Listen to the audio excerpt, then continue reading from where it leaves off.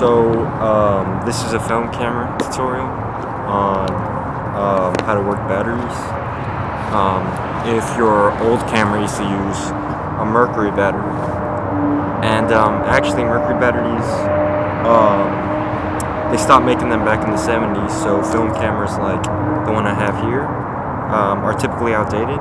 So here's a mercury battery right here, but they were toxic, so they banned them.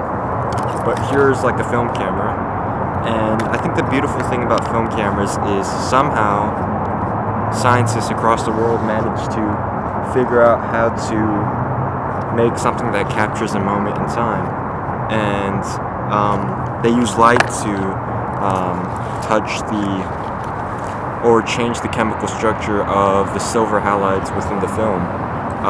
Because, as you know, light is energy, or light is a photon that carries energy, and it hits the film, which is coated with silver halide crystals, and that makes it darker or lighter depending on how much energy is placed within the system. So I think that's pretty cool. So here's the camera I have now.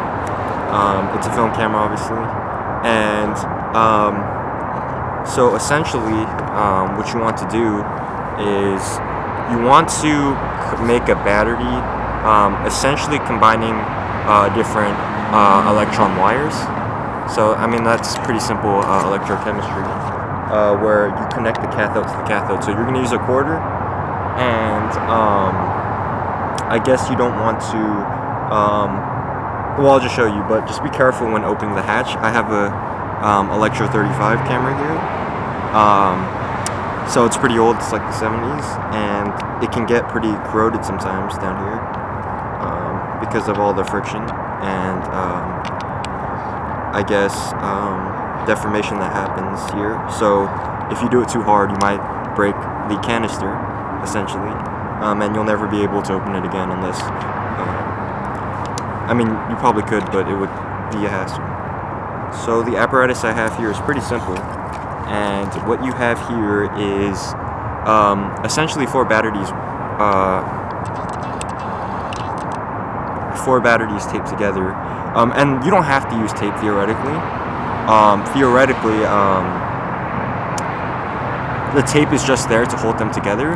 But what's actually interesting here is that all the positive cathode ends are taped together. So I used 4 LR44 batteries. But theoretically, you can use any voltage that adds up to 5.6 volts, I believe is my camera's thing. These are all actually no, I don't know, but it's either 5.6 or 6 volts. But these LR44 batteries typically have a voltage of 1.5. So there is like a safe, there's a safe range where the voltage is not too much for the system. And thankfully this isn't too much for the system because I've tried it and put it in. Also, this powers the hot shoe as well, so you can put like a flash on there without needing to put external batteries, because it does send an electrical signal. But I do think you still need to put batteries in the flash. So essentially what happens at the molecular level, or the chemistry level, or the atomic level, is in electrochemistry you learn that there's a cathode and an anode, and the reduction potential is essentially what difference in voltage there is. I think it's anode minus cathode, or cathode minus anode, but absolute value.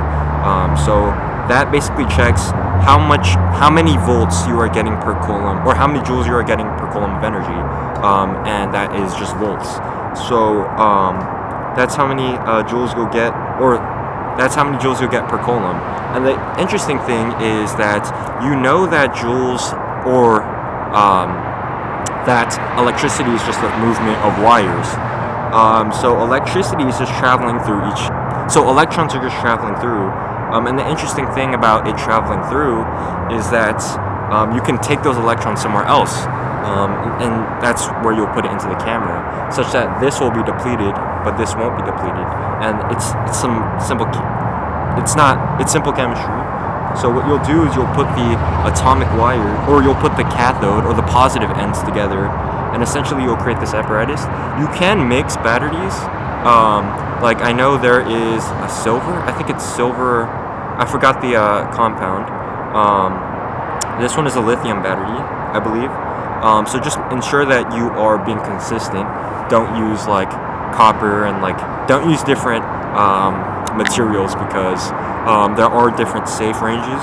So I just use 4 of the same batteries. Though some people do an interesting thing where I forgot the name, but they use a 3 voltage battery, and they use 3 voltages, 3 of that and 2 of these. So essentially, you just use as many batteries as you want to get to your desired voltage.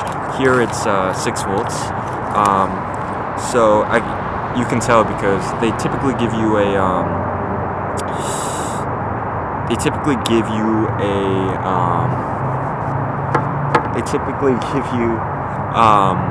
the amount of volts you'll need for the mercury battery back in the 70s, and that's how you'll know. Or you can just search it up, obviously. But here, I use the conductor, and you know, a good conductor is tin foil or aluminium foil.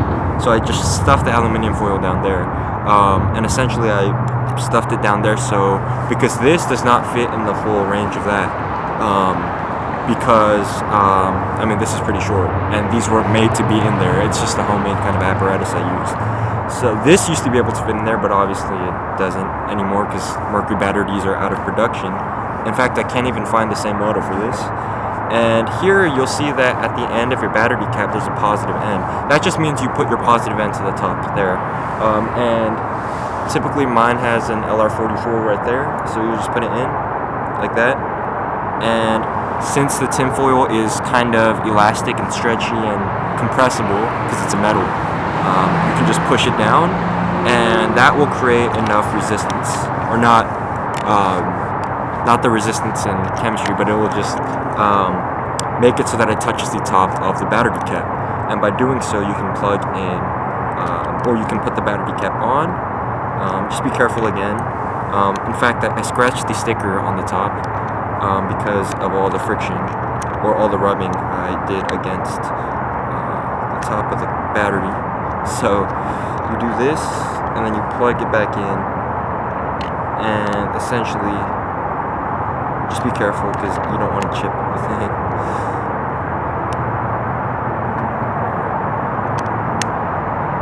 Once it's good enough, you don't really have to worry about it. And you can check, because this battery check thing here will I don't think it's tight enough. We'll light up this green thing right here. Wow, it used to be a lot brighter, so I'm assuming that I maybe put the batteries in faintly or something. But you can tell because when you press the battery check button, a green light appears right here. Let me tighten it. And also the light meter starts working. Also the light meter is, or old light meters used to use the photoelectric effect to determine what aperture you'll use. So yeah, you can see the light pop up when you press the button. And that is just a makeshift battery using simple knowledge of electrochemistry. So.